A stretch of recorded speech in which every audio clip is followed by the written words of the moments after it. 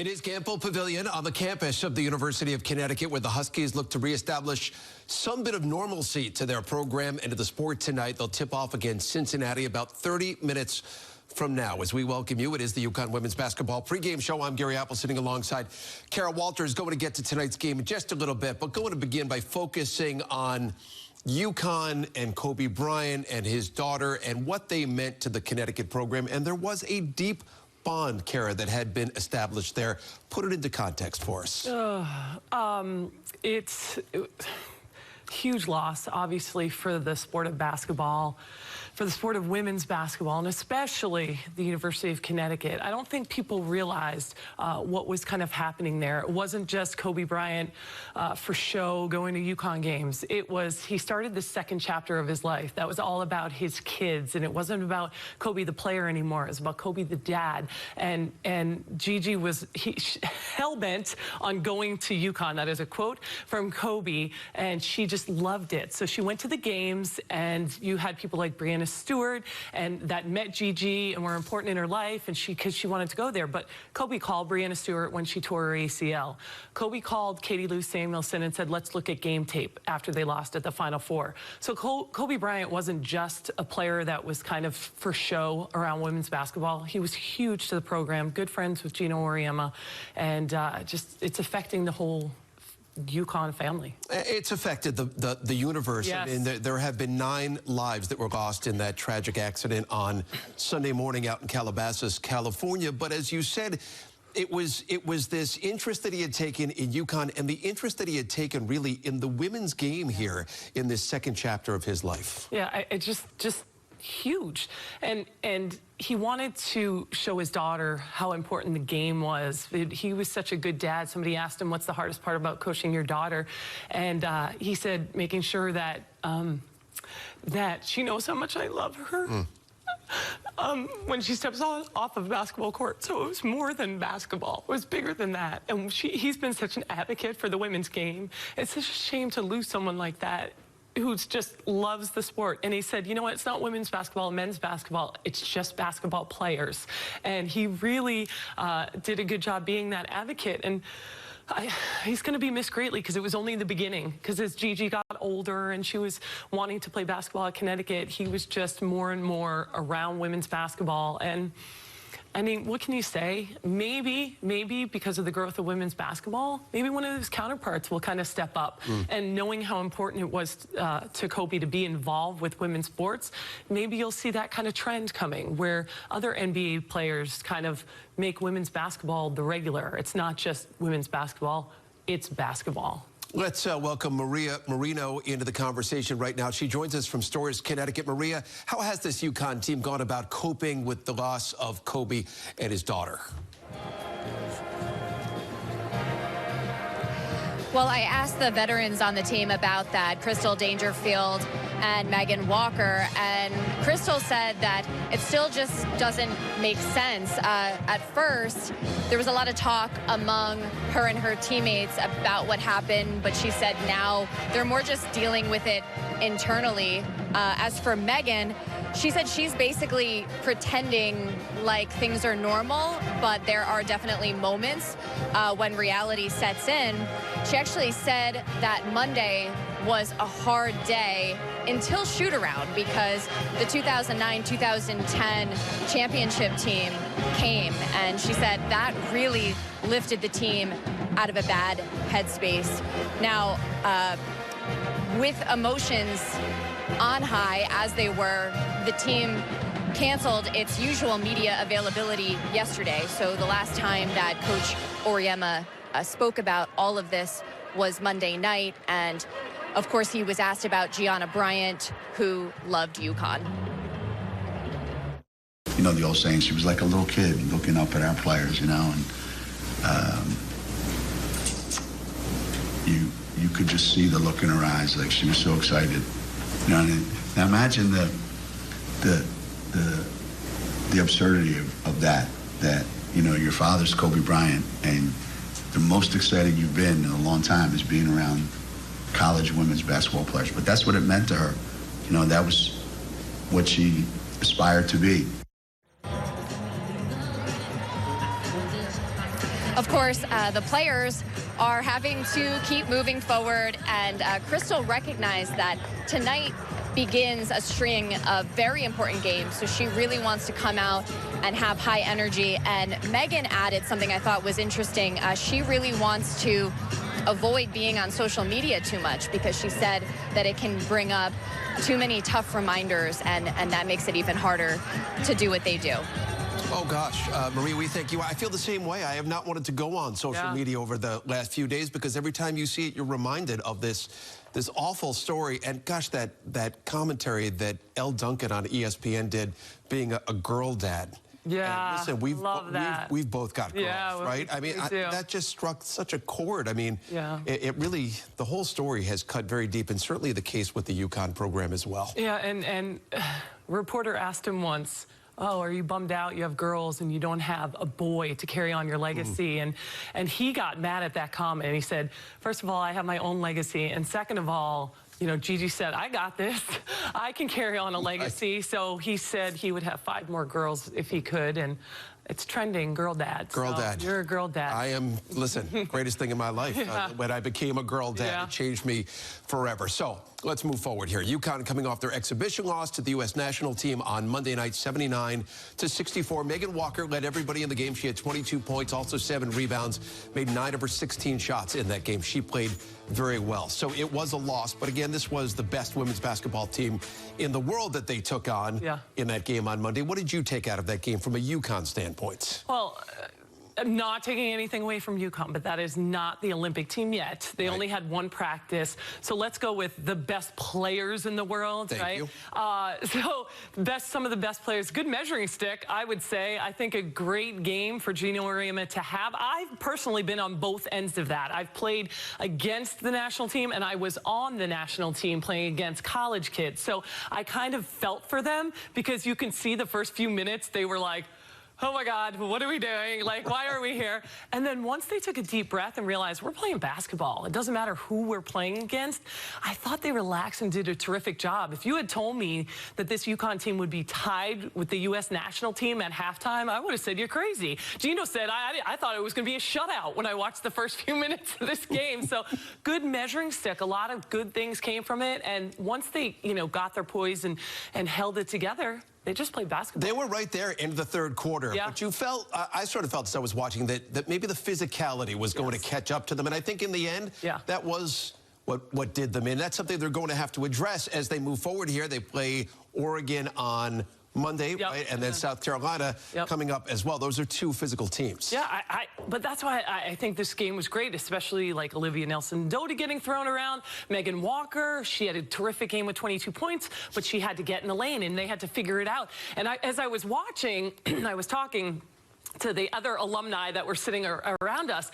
and we said, notice how many ball fakes they have to make. Notice how crisp they have to do things. You can't just throw over Sylvia Fowles, who's got, 6'8" arms out. You have to be crisp and precise and use the ball fake, and then you look and you go, do that every game. That's what Gino's like, okay, do that. Because if they're that crisp and precise in these other teams, they're right in there. Yeah, you've got to use it as a learning experience as much as anything. So let's head for break right now. Go get a look as we head for break at Megan Walker, an impressive performance against the national team on Monday. She'll look to build upon that this evening against Cincinnati. Also making strides, the freshman, Anna Macarat, a 3-point barrage for her against East Carolina in UConn's last conference game. We'll examine how she's growing as a player in her freshman season when we come back in just a moment.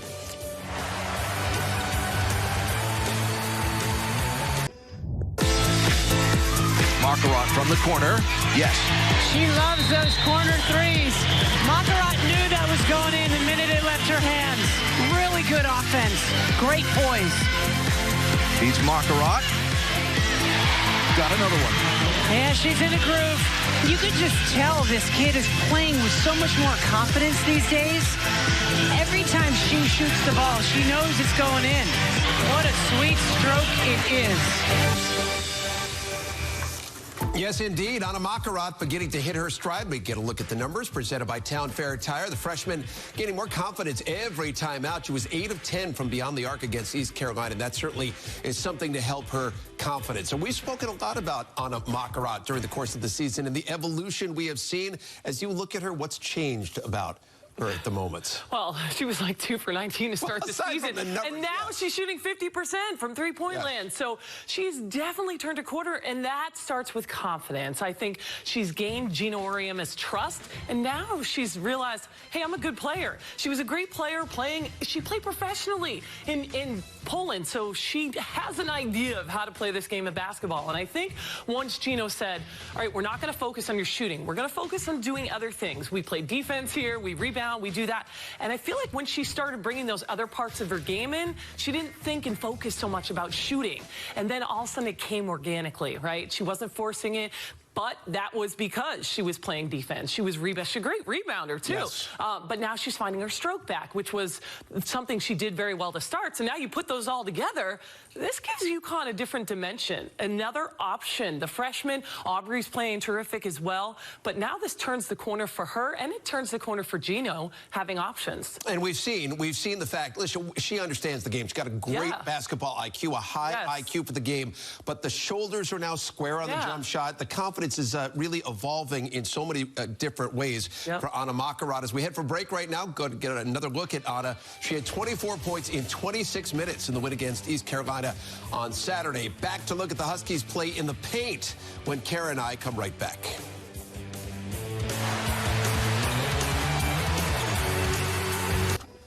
UConn's upcoming schedule right now after this evening's game against Cincinnati. They face off against Oregon. That's a huge game coming up. And then that's followed by games against Memphis, South Carolina, and South Florida. And for more on the Huskies, go to Send It to Stores right now. Alan Bestwick and Meg Como on the call of tonight's game here on SNY. Guys.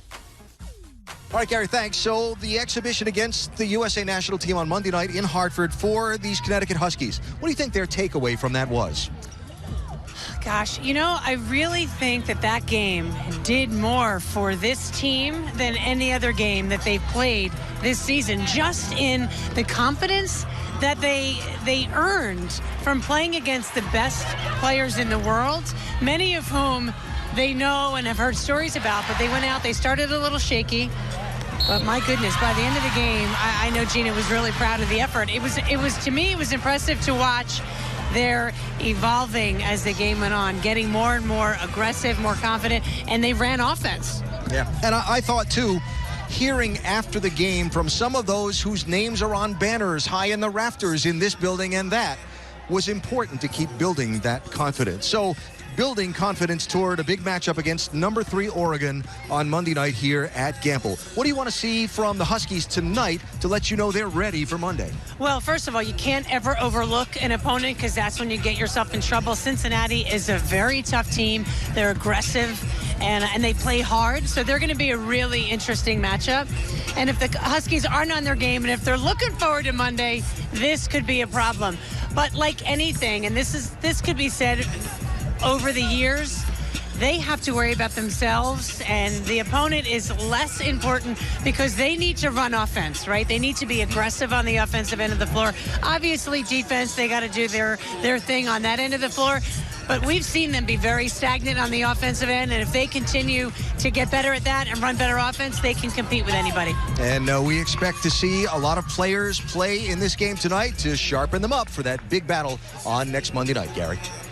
All right, Alan and Meg, we thank you both. By the way, Cincinnati coming in 13-6, 4-2 in the American Conference. UConn 18-1, 8-0 in the American Conference. I think one of the things we saw in that game early on, Olivia Nelson-Adota had a tough time, right, with some of the bigs on the Team USA side. But as the game went along, I think she found her footing. What did you see from her? Yeah, I think it was a great game because she struggled in that Tennessee game, right? She struggled offensively. She's really been beaten up mentally a little bit this year. She's been in the Chateau de Bow Wow, as I said, right? So mentally, I like the way she bounced back. Early in the game, it looked like, oh boy. I mean, this USA team, they're bigger, they're stronger, they're smarter. They're like, you know, they've been around. And Olivia against him at first, she was scared. You could tell. One of the first times she went to the basket, she just got blocked. She has to go stronger. And that's been the knock on her, right? She doesn't have the body size that a Sylvia Fowle has. She just doesn't. But she stayed with it mentally. And at one point, you know, we were talking about she had this great drop step. So I like that it didn't get to her mentally. And she could have packed it up real early in that game. And she stayed with it. And I think that's a great sign from her. By the way, Kareem and Bill Walton were both rather slender, and they had some pretty good success, right? Yes. So it's not all about the bulk. It's understanding how to use it, footwork, how to use it, and all of those things. So it's a work in progress. UConn, by the way, they've never lost a game in the American Conference. 128-0 all-time, including the postseason tournament. They're looking to keep that going tonight. There's Olivia, 10.6 rebounds against Team USA on Monday night. Our pregame show rolling on from Studio 31 here in New York City in just a moment.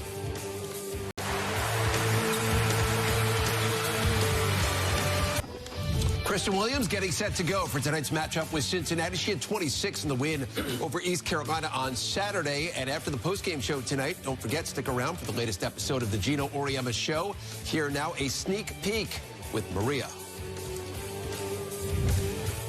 Does the same approach that worked with all these great players that I've had, will that approach work with these players?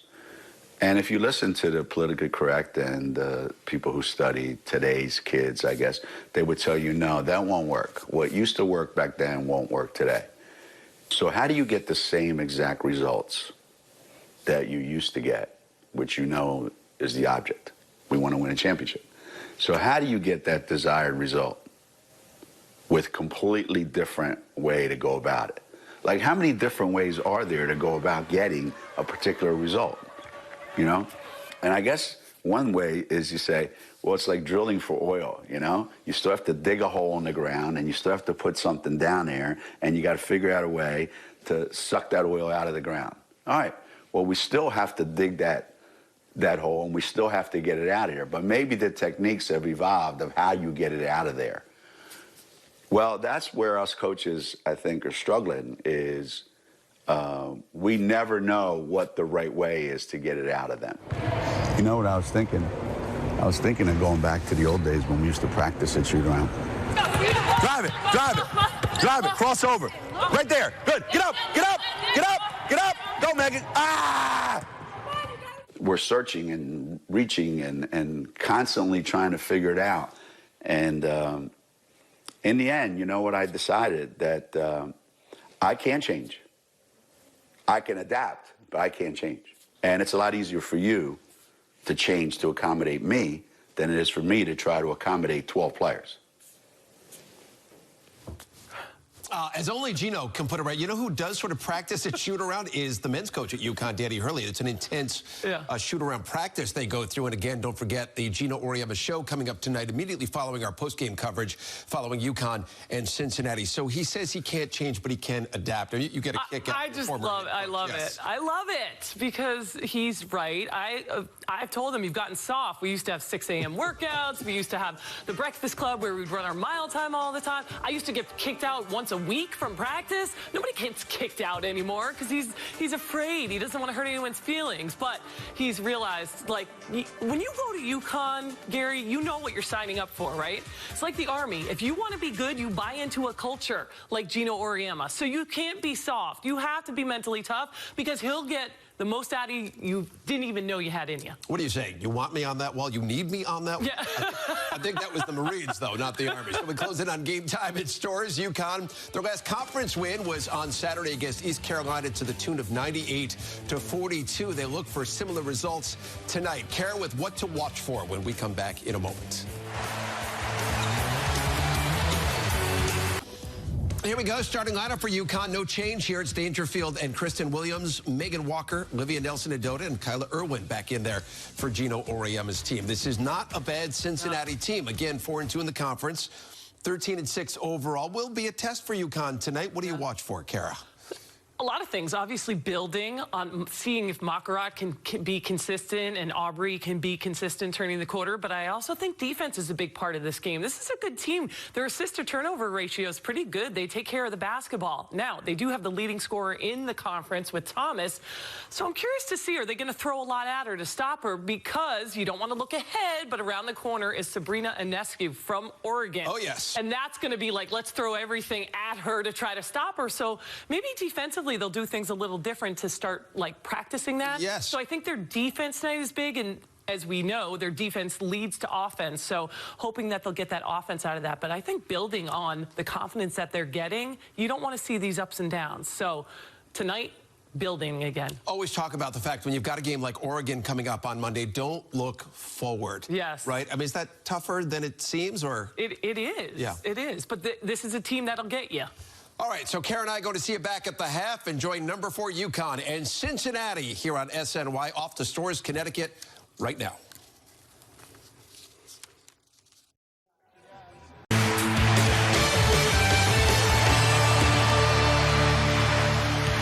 It is the UConn Women's Halftime Report. It's brought to you by our local Ford stores. Gary Apple back alongside Carol Walters inside our New York City studios. And what the heck happened to UConn in that second quarter? Tale of two quarters, Oh, my right? gosh, outscored 22-9 in that second quarter. Yeah, they just didn't do offensively. They didn't do a good job. Defensively, they didn't do a good job. That's my analysis, right? That's where, I mean, Gino's just shaking his head over there. The second quarter, give Cincinnati credit. They did a great job going after balls, loose balls. They had UConn had 8 turnovers. Cincy had 8 points off those turnovers, so they're capitalizing on that. So ugly on both ends. But, you know, when they got the ball into Olivia, she was perfect. 6 points, 8 rebounds. You saw the tide change a little. Then they stopped going in there, and their offense became stagnant. So defensively, their assignments, they're missing out. They're not communicating. And then offensively, they've become stagnant, and they need to get the ball back into Olivia. They shot just 25% in that second quarter. They were 4 of 16 from the floor in that second quarter, but UConn still does lead it at the half, 35-31 over Cincinnati. More to come here on the Ford Halftime Report. When we come back, going to dive into the first half stats, plus look ahead to the second half when Kara and I come back from Studio 31 in just a moment.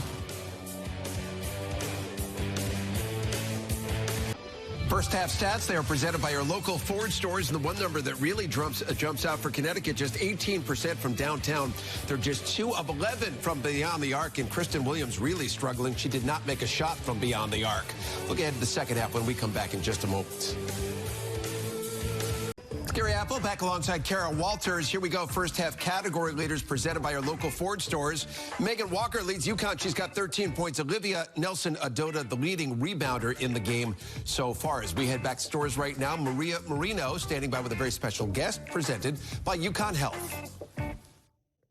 All right, Doctor and Maria, thank you both. So final seconds here before we send it back out to the game. What needs to change for UConn in the second half? Well, a couple things. They need a quick start out of the gate in the second half. They need to move the basketball more because they didn't always do that, and play better defense. 22-9 Cincy had. They need to stop Antoinette Miller, right? Do. She had 16. We'll see you back on the postgame show. All right, Alan, we thank you. Back to you and Meg in just a little bit. What a difference, right? Especially in that fourth quarter. It was a close game at the half. UConn only led by 4 at the break. What do you think really changed for UConn as that second half evolved? Well, first of all, this game was very inconsistent, right? It was. Gino's trying to get consistency with this team, and this was the epitome of inconsistent from quarter to quarter. I think coming out in the third quarter of the game, defensively was kind of their thing that got them going. Defense. In the fourth quarter, it was their offense that got going. So they had a little of both, but when they move, that's what does it for them. On the offensive end, in the fourth quarter, they were cutting and movement. You saw movement from people, not standing, cutting back door. You see a lot of screens being set, but using the screens is the important part as well. So the movement, I think, in the fourth quarter was big, and the defense a little bit. In the third quarter, they started communicating on those screens. Cincinnati sets a lot of good screens, and they had to communicate. And I think coming out in the second half, they showed that they could communicate more and fight through some of those screens. Yeah, I think you hit it on the head. There's one thing when it comes to setting a screen. It's another thing in rubbing off a screen, right, to lose your player. And that's a big thing. It's not just setting a screen, but it's setting a good screen that has an effect on the defense. And I think we saw a much better use of that for UConn, especially in that fourth quarter. Yes, and if you watch, Kyla Irwin sets the perfect screens. Like if you're a little kid and say, this is how you set a screen, watch Kyla Irwin. She does a terrific job of doing that, but you have to use her and come off it. In their offense a lot, they use screens, but sometimes when a team plays a zone, it's harder to set those screens. So Cincinnati played a lot of zone, made it harder for UConn. In a zone, you have to move the basketball. Sometimes they got stagnant. So those are some of the things, but you saw peaks of brilliance, right? You saw Olivia Nelson-Adota played great when she was in there. Megan Walker, and of course, Crystal. It's not how many, it's when, even though she got a lot, but her three-pointers were right when this team needed her to be, to steady the ship. So again, they're overcoming adversity, right? Game of runs. That's a good sign for Gino. So it's not, like these guys said, it's not always pretty, but it's got to be gritty. And they're kind of riding the wave there and handling that, which, again, we've said there's something to be said for that, right? And yes, indeed. In past, they get to the Final Four and they didn't have adversity. Now, every game, every quarter, they have adversity. It goes up and down. So managing that is the important part. UConn goes to 19-1 on the season, 9-0 in the American Conference. And by the way, I don't coach the Cincinnati squad, but I, for the life of me, cannot figure out why they did such a good job in the first half. And UConn had a tough time with the zone, and then Cincinnati came out in the third quarter playing man. Yeah. I was trying to figure that out. Hey, go back to, again, I don't coach them. I just talk about them. What about Crystal Dangerfield? She, as you mentioned, came up big. We heard Gino speak about her a short time ago. 24.7 of 13 shooting, made 5 from beyond the arc. And as Gino said, as a senior, she is really rising to the occasion. Well, she knows, and how many times have I said this, right? There's not that one person that puts on the cape, but Crystal wants to be that steady. Like, she's just been steady. She's the extension of Gino on the court. She knows that she's got to get it done. There's no deflecting, looking at anyone else this year. It's her senior year. Gino's given her the green light to be a scorer. In the past, she's just been a facilitator. This year, looking for her shot first. And Gino said, when she thinks score first, she's a better player all around. So if she's a threat penetrating to the basket, people have to respect that now. She kicks it out for the three. People have to come out because they know she's going to shoot a three, right? It opens things up in there. So she's thinking score first, and it's really helping her team, and she has a calming presence about her. So she's not a leader that gets in your face and screams at you. She's leading by example. She's staying calm, and she's steadying the ship. Let's get checked right now. Full game stats. They are presented by Town Fair Tire. Again, UConn, a close game at the half, up by just 4 at the break, and they blow it open in that second half and win by 30. On the night, UConn shoots 48%, 42% from beyond the arc. They were 10 of 24 from downtown. They dominated the rebounding battle, points in the paint as well, and the fast break points. They only had 5 in the game, but they certainly, when it was all said and done, do get their 22nd consecutive win over Cincinnati. They're 22-0 all-time against the Bearcats. Let's head back for Gamble right now. Welcome back in, Alan and Meg. And guys, let's hit on Kristen Williams for a moment here, because Kara and I have spoken a lot this year about the inconsistency. When she's good, she's really good. And she was terrific in that game against East Carolina. She had 26 points, made 7 of her 11 shots. But quiet tonight. I know she had a dozen, but she wasn't efficient, just 4 of 16 from the field. So how does she find a more consistent rhythm?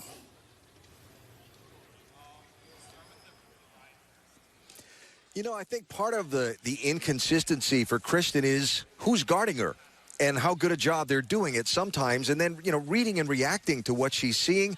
But you got to just keep taking your shots. Yeah, and, at the same time, and Kara, you were talking about this, if you don't take the right shots on offense, they're typically not going to go in. And a lot of the shots I think that Kristen took tonight, they weren't necessarily the right shot in the flow of the offense. And the offense did struggle, in the first half. Look at the way they ran offense in the first half versus the second. I mean, they stood around. They tried to dribble one-on-one. A lot of offensive charge calls, and it was kind of choppy and ugly. But when they started passing the ball and cutting in the second half, well, things got a little bit better. So I think, Gary, to your question, when she starts when the offense moves better as a team and she starts taking better shots, well, she'll get back to shooting, as well as we have seen her shoot so much this year. No, big game for Crystal and Meg. We saw that. But also Olivia. I felt like she played great tonight. Yeah. Perfect from the floor. 12 points, 9 rebounds. Do you think she's kind of overcoming or handling the mental aspect that Gino's throwing at her this year? And is that good enough for Olivia? Do you think she is in a positive way now, handling it, and those are good minutes for her? You know what, Kara, and we saw each other Monday night at the game against the national team. I thought that game did so much for not only the entire UConn team, but for Olivia Nelson-Ododa herself, because, hey, you got to play against Sylvia Fowles, Tina Charles. I mean, that's an experience in and of itself. And so you come out here and you're playing against, you know, Amari Thomas, who's 5'10". Well, of course, you know, you should feel the confidence to be able to take it to her. Now, she got those offensive charge calls and those foul calls on her early, which I think took a little bit of the wind out of her sails, but she was 6 for 6 from the floor. And, Kara, I agree with you. I thought this was one of her better games because of the aggressiveness and how she played. Yeah, and at a time when you're going to need Olivia to be as good as Olivia can be with Oregon coming to town and some tough opponents to go up against. It was a good night for her to come off the USA exhibition, build that confidence, and have another game to build on it like she did tonight. Indeed, guys. A rebound away from a double-double. She had those 12 and 9 rebounds. Alan and Meg, we thank you both. We'll see you soon as we bring it back inside here. And let's touch a little bit more on Olivia Nelson-Ododa. She did pick up those offensive fouls, which put her on the bench. But when she is on the floor, I think she can be a very efficient player. And I think as we're seeing this season unfold, her footwork is undoubtedly better. Yes. And Meg was talking about it. You mentioned it on our pregame show tonight, the fact that game against the U.S. national team, that was a confidence booster for her. She had 10 and 6 rebounds against some really good competition. Yeah, I thought she played really well tonight. And like Megan said, the energy that she brought from the beginning. If you watch her, because, well, you know, being a post player, I think to really kind of analyze her, she does, people are fronting her now. They have to, especially smaller teams like Cincinnati, they have to front her. So if you recognize that as a team, you swing the basketball and boom, she's got you pinned. Now she's in front. So her footwork is good. She's doing her work before she gets the basketball. When she's aggressive and comes out with confidence, that's when you get taken aback and you're like, whoa. I'm okay with her getting offensive fouls. She had 3 tonight, offensive fouls. I'm sure Gino isn't, but actually a coach is okay with an offensive foul versus a dumb foul, right? It means she's being aggressive. So I'd take those as a coach over anything else, any other kind of foul. So she looked confident, aggressive, and moving. So there was just something about her energy that I felt was different tonight. Going to be much needed in that Oregon game. They have a lot of scorers, they have size, they have all sorts of things. So hopefully Gino got some confidence that she's bringing the right chemistry. Olivia, one of 4 UConn players in double figures tonight. Not to get lost in the shuffle here. And listen, she got beat up and she got banged up tonight. Was Megan Walker. She looked like a boxer at the end of this game. She had a bruised eye. It was starting to swell up a little bit. We heard Gino say a short time ago. She got hit pretty hard right there, but she went over 1,000 points for her career tonight. She had 21 points, and she was efficient. In fact, she had a double-double. She had 21 and 11 rebounds. Well, and what I love from Meg, she's penetrating to the basket. She's shooting threes. She's just very versatile. She's coming off the screens. She's making contact with people. I mean, she's scoring in so many different ways. That's what I love. She can score in the post. She can take you outside. She's definitely a mismatch problem for many people because she can be a small forward or she can be a guard. And I love that she's confident either taking it off the bounce or shooting the 3. You saw a little up and under, some ball fakes. So her all-around game has been coming together, and she's playing some defense and rebounding the heck out of the basketball as well. So it's not even just score. She's playing stronger than I've ever seen her and more confident. Much different Megan Walker, but she needs to remain consistent. She needs to sustain this level if they're to go a long way in the tournament. And again, she did have a little bit of a Rocky look when it was all said. Right? I mean, she got hit, lost her contact once, and then took another shot in the eye. I mentioned a short time ago, she went over 1,000 points for her career, which is a nice milestone. It is, but in UConn world, it's like, oh, you're 47th, you know? But, hey, that's, you know, I joke, but that's pretty darn remarkable. And she didn't even know. Like Maria said, it wasn't until Maria said something to her, and she was like, oh, really?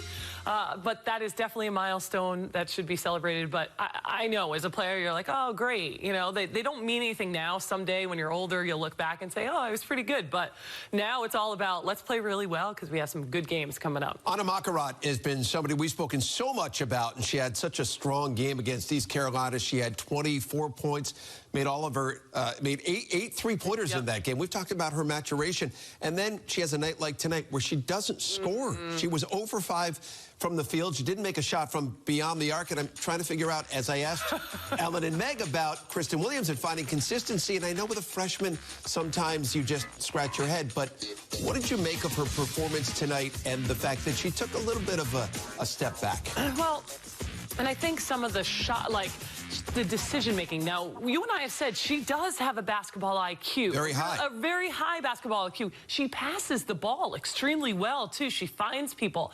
But it's when her shots aren't falling, that's when things kind of keep rolling downhill for her. If she doesn't make that first shot, she seems to get, like, scared, and she doesn't make good decisions after that, when we know she's a very smart player. So she needs to be able to do other things, and we've said this before. She's used to being a good shooter. Play defense, rebound, make passes, and then get it together, because good shooters keep shooting. So I feel like it all kind of starts going down the hill for her, and she keeps going. She needs to learn, like, okay, bad pass or bad shot, let's get it the next time down the floor. So she hasn't gotten that mental riding the ups and downs yet. She's not there yet, but man, she's a heck of a player, and this is only the beginning of what we're going to see from her. But as a freshman, still inconsistent, but Gino needs her to, okay, let's really turn the corner. Right, not think about it too much. Yeah, she thinks too much, and that's what freshmen do, you know. 5 rebounds and 4 assists, despite the fact that she didn't score in the game. Right. So she did help this UConn 80-50 victory. As Karen and I just getting going here on the People's United Bank postgame show. When we come back, a conversation with Crystal Dangerfield. We'll hear Gino Auriemma, his postgame address to the media, plus complete game highlights as the Huskies, the 4th-ranked team in the nation, now 19-1 on the year. We're coming right back. Here we go. Complete game highlights. Gary Apple back alongside Kara Walters. Close game early for Gino Auriemma and company. Megan Walker going over 1,000 points for her career at UConn. Huskies had the lead by 11 early. Walker goes baseline, tough bucket off the glass. She tiptoes around that baseline. UConn on a 13-0 run, and then soon after that, Anna Macarat to Kristen Williams. Fantastic pass, but it was because there was a cutter. There was movement on offense that time. Worth another look. Macarat, we've spoken about her basketball IQ. Yes. Second quarter, very different story here. The Huskies had 11-point lead, but then they really started to stand around. The ball didn't move. Turnovers became an issue. Cincinnati picked the pocket, turned defense into offense, and they just kind of stood around looking at each other. Final seconds, first half. Huskies lead was down to 4. Crystal Dangerfield with the steal, but at the halftime buzzer, she cannot get it to go. It was only 35-31 at the half. You see the look on her face? She, as a competitor, she was like, oh, you've got to be kidding. Her face and Gino's face. Yeah. Off the offensive glass right here. That's Megan Walker. And again, as we talked about, she had a tough night. She got banged around. She sure did. She lost a contact on that one. Next time, she's like Sugar Ray. She gets hit in the face. So, but I like the way she's handling the physicality of the game. Dangerfield knocks down the 3 right there. Under a minute to go in the third quarter. UConn extending the lead to 11. Dangerfield again. She came up so big for UConn tonight. And at the right times when UConn really needed to score to get their energy going. Fourth quarter, it's Dangerfield again picking right up where she left off. And that ability to create space for herself makes her a very unique player. Yeah, it's all you need is a little sidestep, put it on the deck, but she's recognizing when to knock down her shot. She had 24 points in the game, came up very big for the Huskies down the stretch, and then a cutting Kristen Williams off the glass and in, and the UConn Huskies, a rough first half, but a much better second half. They get the win 80-50. Crystal Dangerfield led everybody in the game. She had 24 points, 9 above her season average. A couple of minutes ago, she visited with Maria Marino. Crystal, you said it was so important to come out with the right energy in this game, being the start of a really important stretch for you guys. How do you think you did? I think we started off pretty strong. Our defense was holding them to what we wanted them to do.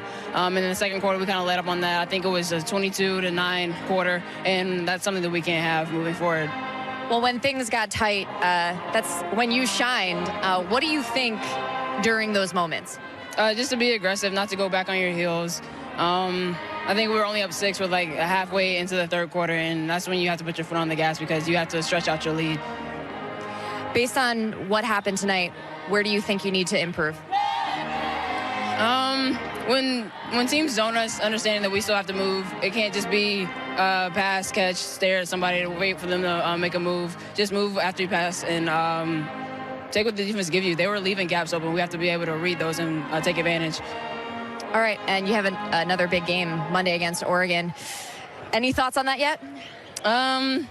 Not yet, but we're going to have to play some of our best basketball. I do know that. All right, thanks, Crystal. Thank you. All right, Maria and Krista, we thank you both. I think she hit on a very astute point, and that's reading zone defenses. Yeah. And we spoke about it when we came on the air here on the post-game show. They do, at times, move the basketball, but just stand. Yeah. Right? How do they change that? Well, because teams are noticing that they don't do well in the zone, and they need to find those gaps and read those gaps. And you have to move the basketball. And against a 2-3 zone, that free throw line shot is open. Flash to the free throw line there. You can get options off of that. So I think people are waiting for someone else to kind of do, oh, is it your night? Is it my night? What are we doing? So they stand around and watch too much, but they have to read those gaps because more teams are playing zone against them, and they need to know how to handle it. And also making shots, right? That's a zone buster. Yes. You move the ball, boom, boom, boom, real quick to the other side. You shoot that. They have to come out of a 2-3, or they have to go into a 3-2 or something like that.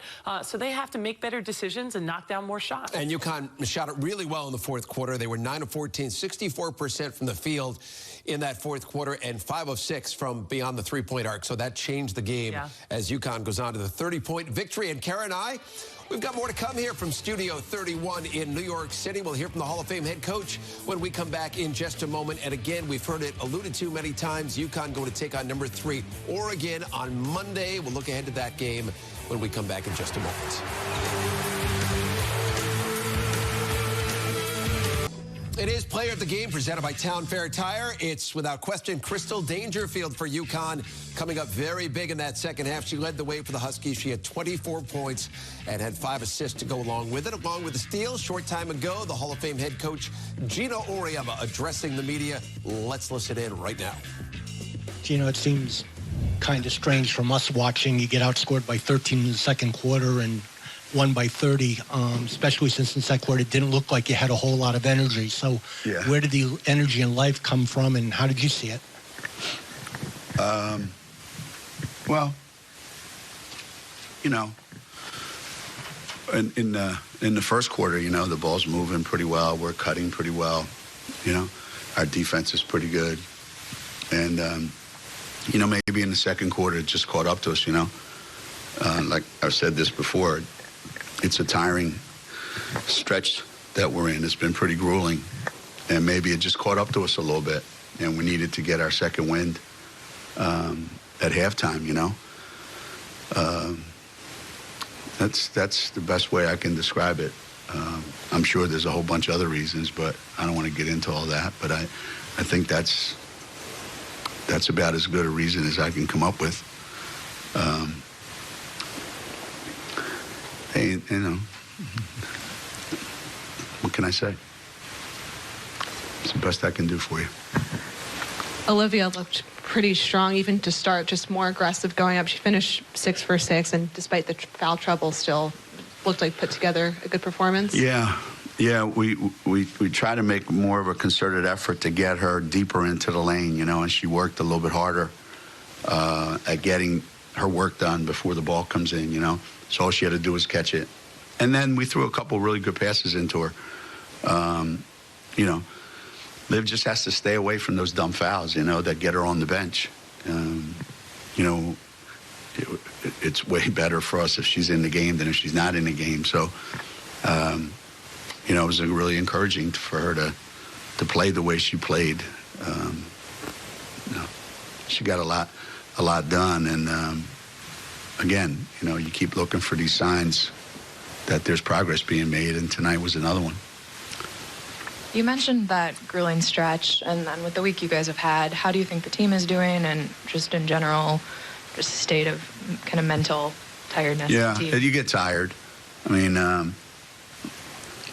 when you look at the the number of games in a short period of time, you know, it just catches up to you, you know, and you know, sometimes you just don't have it in you. Sometimes you just have to grind it out. You know, sometimes you know, you have to fight through things. You know, it's not always going to look great. It's not always going to look pretty. You know, and you go out and you know, you do what you can and you do what you got to do. Crystal made some big shots. Obviously, she got on a roll, and I didn't see the final stat sheet, but yeah, she played a good game just overall. You know, you know, forget the shooting the ball well, but you need your seniors to do that. You know, you're a senior point guard. You know, you kind of gravitate towards those moments where we really need you to make shots. And she really stepped up tonight and made them. And I think it gave everybody like a chance to take a deep breath and gave everybody a little bit of sigh of relief there when the ball started going in, because we sure missed a lot of, you know, there's a reason why we go into these lulls. You know, we just don't have a lot of great shot makers, you know. Megan got in the lane a lot, was playing physical, got those rebounds, and then took a couple shots to the face. How is she, first of all, and how did you like her play, her physical play today? You know, Meg's come a long way. Freshman year, I don't know that would have been something that she was capable of doing. But she got poked in the same eye twice, and it's pretty swollen. And I had no intention of putting her back in. And she came over and sat on the bench, and I looked at her and I said, "What's up?" And she shook her head. "Yeah, I'm good." I said, "You sure?" And she said, "Yeah." And I looked at her eye, and I thought she was going to say, "Cut me, Mickey." You know, I didn't know what she was going to say. So, I'm too young to know that. And she wanted to go in, you know. She made a three, got some rebounds. You know, Meg's, you know, she's becoming that reliable player that we need, that every team has to have. You know, she's going to make big shots. She's going to rebound. She's going to play hard and play good defense and, you know, get her double-double. And, you know, that's pretty good comfort level to have. How about Gino with was that a Rocky reference? That is, the Philly guy with the Rocky reference. I love it. On Megan, cut me. Just get that out of there and let me get back in the game. But she's tough. I mean, we've seen the physicality that she's brought to the floor this year. Yeah, very different. A much different, mature Megan Walker who can handle that. She's gotten in better shape. That was a story the beginning of the season. She really worked out to get her body in condition. Quick first step, agility, strength. So she really, kudos to her for putting the work in over the summer, and you can really see it's paid off with her body. By the way, going to hear more from Gino Auriemma coming up just a little bit. We're finished here. It is the Gino Auriemma Show, and there's that left hand she took across the eye, and she did go down for much of that third quarter, but finally ended up coming back in for the fourth quarter and paid some pretty big dividends as UConn goes on to get 30-point victory, 80-50 over Cincinnati to again go to 19-1 on the season. Now the showdown coming up with Oregon on Monday, the number 3 team in America going up against the number 4 team in America. That game at Gamble Pavilion as well. So Karen and I not done here on the post-game show. When we come back in a moment, drive of the game. Plus we'll take a look ahead to the Oregon game. Sabrina Ionescu coming to town. That should be a good one. We're back in a moment.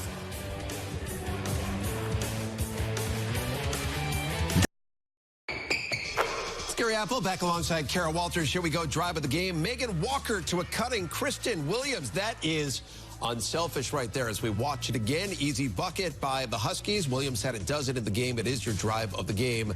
It is presented by Subaru. And time now for a look at UConn's upcoming schedule and a big test coming up on Monday against Oregon. Then it's Memphis on Friday. South Carolina, number 1 team in the nation, on the road on the 10th, followed by USF and then Tulane. Our next game here on SNY is Friday, February 7th against Memphis. Karen I go to be here, get you ready for all the action on the UConn women's basketball pregame show that begins at 6:30. As we look ahead now to that game coming up on Monday night, UConn 4th in the nation, Oregon 3rd in the nation. Sabrina Ionescu, she is fun to watch. I've got to say that. She's one of the best players in all of women's basketball. So how does UConn defend her number one, and what do they do to win that game? Well, I think that you're looking at your number one draft pick in the WNBA with Sabrina Ionescu. She can shoot the lights out.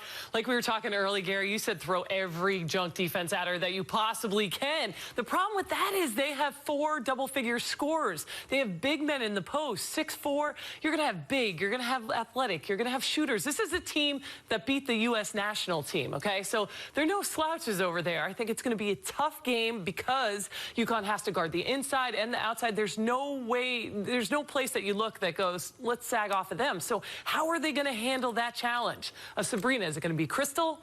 Is it going to be a box and one? Is it going to be, I think you'll see a lot of different junk defenses because you just have to see, and good shooters keep shooting. So she's done pretty good shooting, but if she isn't having good shooting, she's going to keep doing it. So what would you do, Gary? Here, let me play host. Sure. Gary, what do you think? I like this. Yes. What kind of defense do you think UConn would throw? I think you play straight up man-to-man, but you certainly get help. You have to get help on Ionescu, right? Yeah. On all occasions, you try to double her, put her in difficult situations. That's how I would play her. Yeah. I mean, she's a scorer, 18 points, 9 rebounds a game, as you said.